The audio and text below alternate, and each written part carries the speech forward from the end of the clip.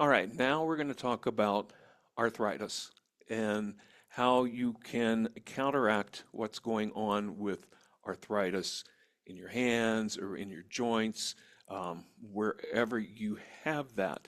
Now, when we're dealing with arthritis, we have an achiness and a stiffness, and some mornings when it's cold out, just like it is in December here right now, it's gotten colder and there was a sudden drop in temperature. And when I woke up, my hands were going, oh, this feels something's going on in the weather. I felt this. And so it feels a little achy.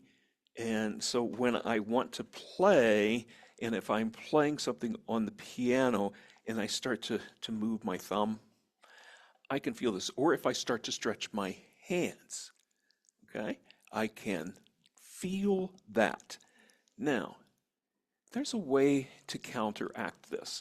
And if you've listened to my first lessons on relaxing and dealing with how to change your technique and just go through these relaxation kind of exercises I've shown earlier in these lessons, then please, we're going to start with that.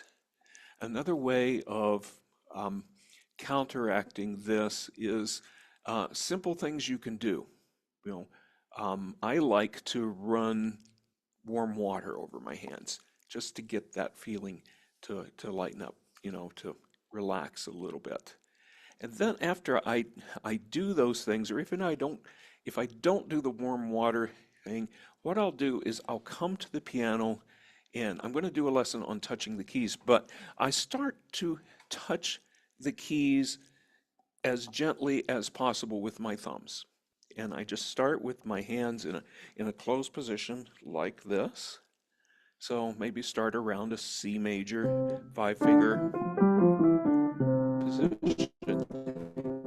What I do as gently as possible, a hand at a time. I'll start with my thumb and go to the 5th finger so my hand does this rotating kind of motion as gently as possible. And let the hand rotate. Do it with the left hand. And take time to feel that relaxation in the hands. And you'll feel it.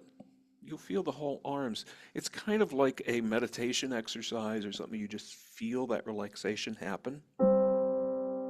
And then I'll start with exercises between the thumb and the index finger.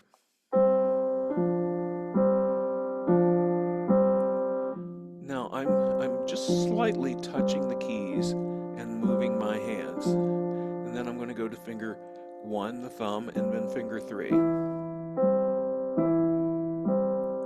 Until it feels totally relaxed and I'm not getting any pain in the joints.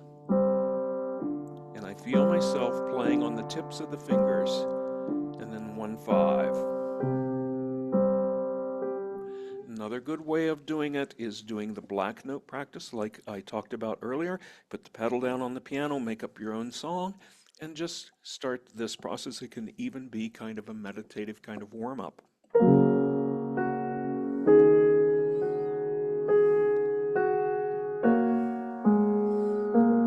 2, 1, 2. So you can't make any mistakes. 1, 3, 1, 5.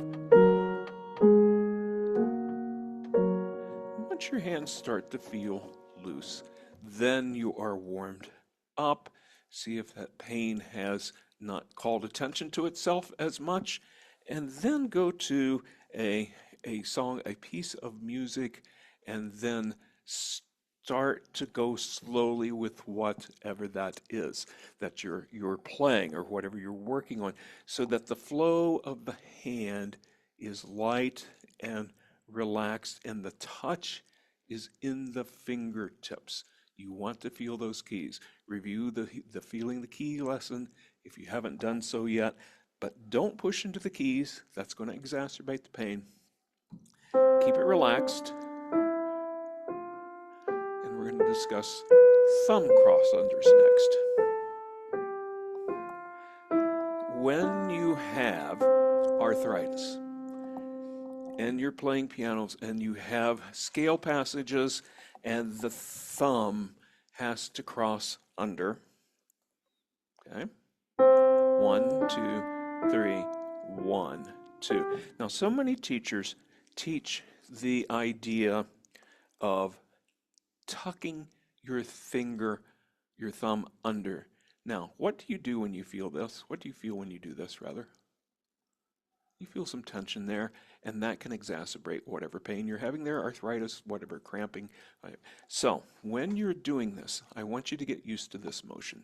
1, 2, up with the wrist, then pass the thumb under as you're moving the hand. 3, down, so that you're making this kind of a motion. And lift the wrist far enough so that you can move that thumb that you're not feeling any pain. Same thing in the left hand. Okay? Once you get used to this motion, you can start building that into your playing a little bit. So instead of tucking the thumb, forcing it, you don't want to do that. You want to lift and then pass under as the hand moves. Okay? That's one of the things that you're going to do. The other thing that can exacerbate thumb pain, octave playing. Stretching that hand, and you're going to hear me talk about this when playing octaves in other lessons, but one of the things that you can really do is if you can reach the octave with the hand and painlessly, and you're going to see where my fingers are on the keys. See finger 1 here and finger 5? I'm almost at the edge of the keys here. Instead of being up here and trying to hit other notes as I'm playing, see, I'm out here, out to the edge of the keys. And I do my hand back and forth like this until I feel comfortable. And then I also drop from the top. So I feel that relaxation as I'm playing. And if you do this slowly, both hands again, drop from above. You're coming from the angle. And the arm weight is giving the motion down. Your hands are much more relaxed. These feel nimble and ready to go. And do that gently and slowly for a little bit. Okay? So those are the 2 main things you can do about relaxing the thumb joints. Okay? Come from the top when you're playing octaves and just practice that and see what the thumb does to relax. Okay? And then this motion for passing the thumb by the 3rd finger, not tucking under, passing by and allowing it to pass by. It's like, you're in a line and somebody's hold your spot and you're going back through the line. You're going to say, excuse me, let me through. These are the other people waiting in line and they're going to let you through. That's all that is.